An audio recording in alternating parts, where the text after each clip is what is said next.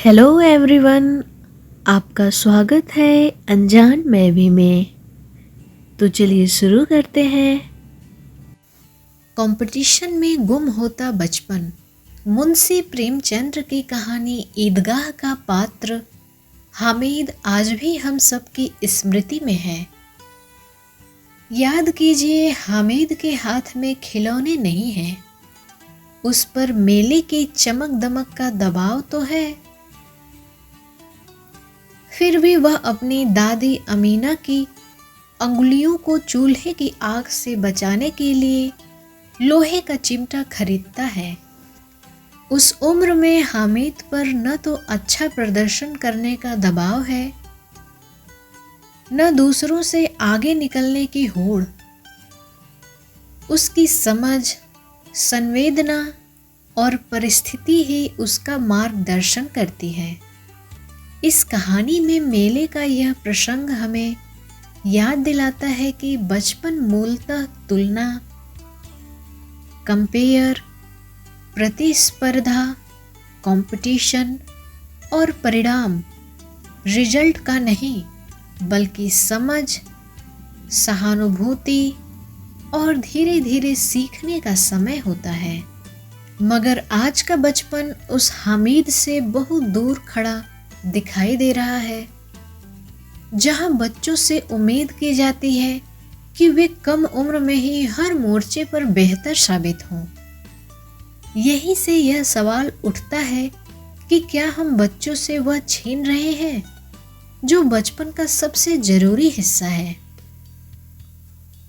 बेहतर करने के दबाव ने आज के बच्चों की मानसिक स्थिति पर गहरे से वार किया है।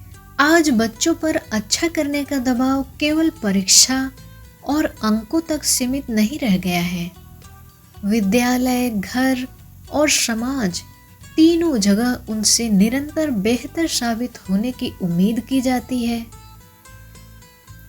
बेहतर अंक, बेहतर रैंक, बेहतर स्कूल, बेहतर करियर, यह क्रम बचपन को भी एक अंतहीन दौड़ में बदल देता है।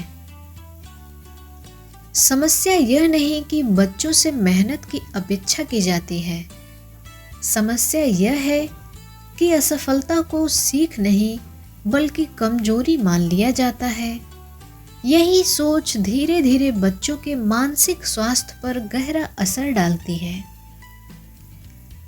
राष्ट्रीय मानसिक स्वास्थ्य सर्वेक्षण और अन्य अध्ययनों से संकेत मिलता है कि भारत में बच्चों और किशोरों में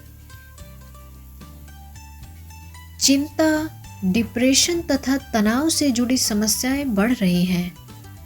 विशेषज्ञों का मानना है कि इसका एक बड़ा कारण लगातार अच्छा प्रदर्शन करते रहने का दबाव है।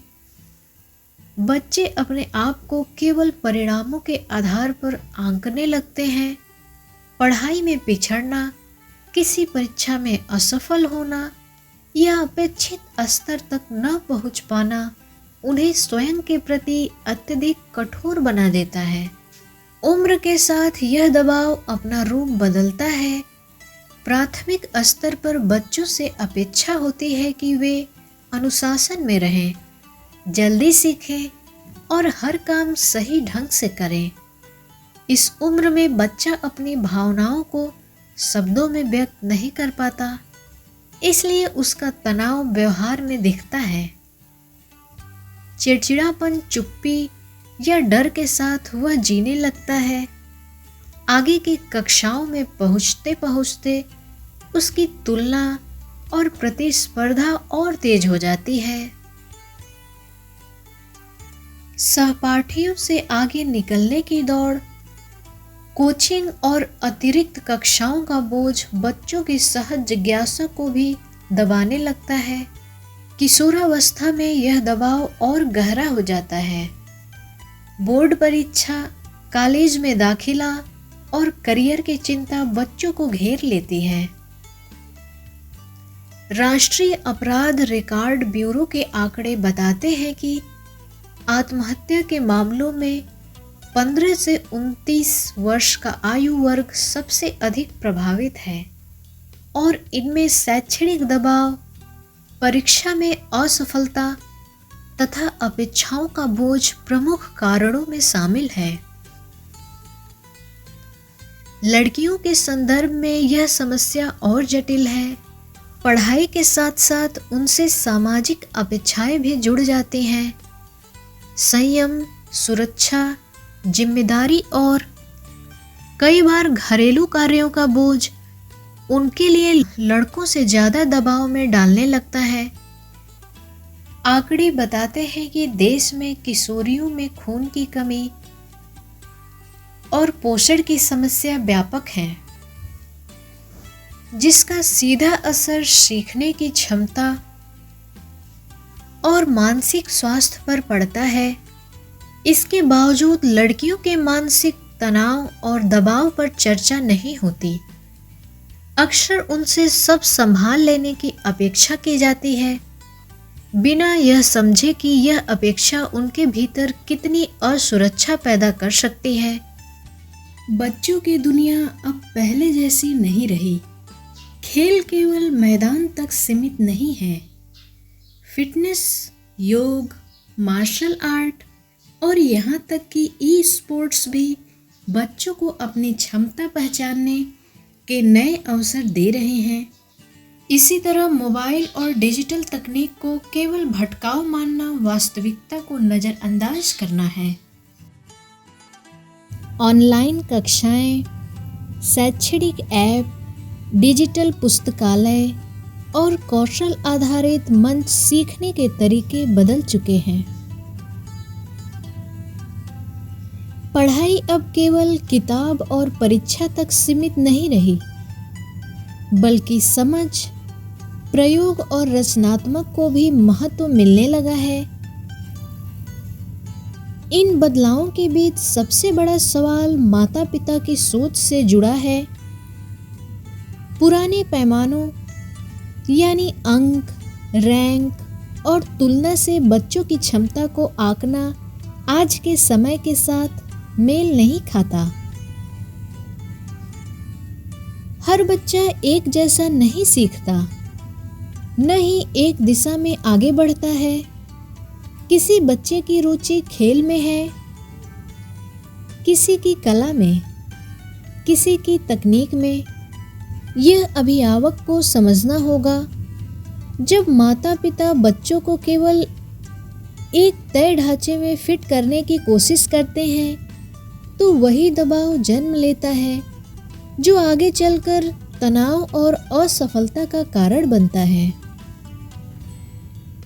सरकार और शैक्षणिक संस्थान भी अब इस समस्या को पहचानने लगे हैं। स्कूलों में परामर्श, हेल्पलाइन और मानसिक समस्या से जुड़े कार्यक्रमों की शुरुआत एक सकारात्मक संकेत है, मगर संस्थागत प्रयास तब तक पर्याप्त नहीं हो सकते जब तक घर का वातावरण सहयोगी न हो। बच्चे सबसे पहले घर में सुरक्षित महसूस करना चाहते हैं, जहां वे बिना डर के अपनी बात कह सकें, अपनी असफलताओं को साझा कर सकें। आप सोच कर देखिए कि एक छात्र जो विज्ञान के किताबों से इतर मिट्टी के खिलौने बनाते हुए ज़्यादा खुश हो रहा है, उसका पारिवारिक माहौल क्या होगा। इसी तरह संगीत में डूबे रहने वाले एक बच्चे के माता पिता अगर उसी पुरानी सोच के आधार पर बच्चे से कुछ अलग की उम्मीद करेंगे, तो यह उनका मानसिक शोषण ही होगा। इसलिए बच्चों पर अलग से बोझ नहीं डालना चाहिए। उन्हें यह अवसर दें कि वे वही करें जिसमें उनकी स्वाभाविक रुचि और क्षमता है, क्योंकि हर बच्चे का सीखने और आगे बढ़ने का तरीका अलग होता है।